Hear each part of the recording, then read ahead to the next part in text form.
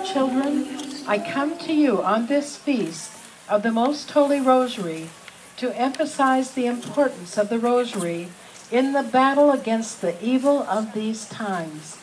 Evil is in position within the hearts of many world leaders. Satan's hallmark is confusion and untruth. Leadership is abused when human rights are abused.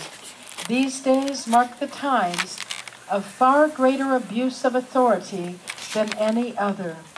The term freedom has become a catchword for acceptance of sin and atrocious abuse of leadership. Yet man has taken God's creation and misused it. Man does not see the hand of God in the creation, but rather his own human ingenuity. He sees himself as the creator and provider. Mankind does not comprehend his dependency upon God's gratuity, even unto his next breath. It is this attitude which places this generation in a precarious position and unable to distinguish good from evil.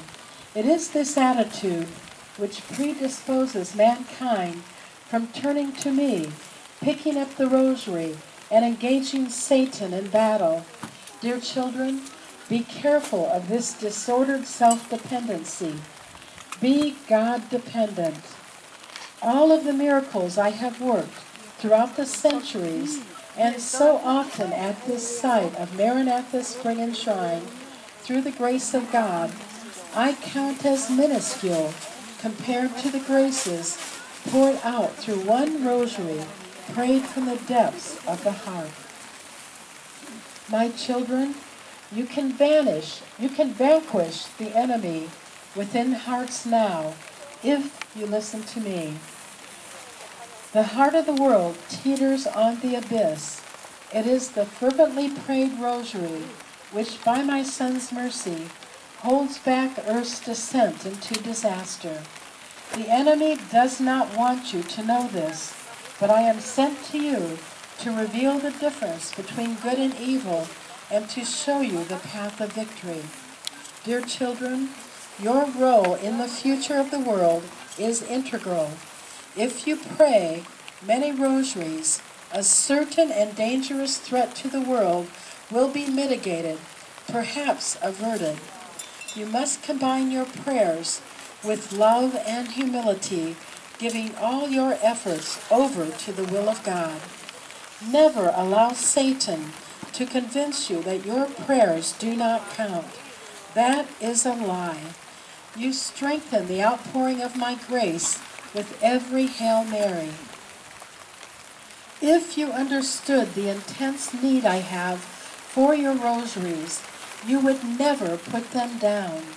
As it is, I can only warn you of ominous events which are fast approaching unless many rosaries alter the chain of events. Many lives and souls can be saved by your efforts. Dear children, before I leave you today, I will see into each and every heart. I will gather your petitions into my immaculate heart. When I return to heaven, I will place them upon the altar of my Son's most sacred and mournful heart. I will give each of you what you need the most, although it may not be what you consider your greatest need. In return, I ask that you make the rosary a bigger part of your day. Pray for the world leaders that they do not compromise the truth or abuse their authority.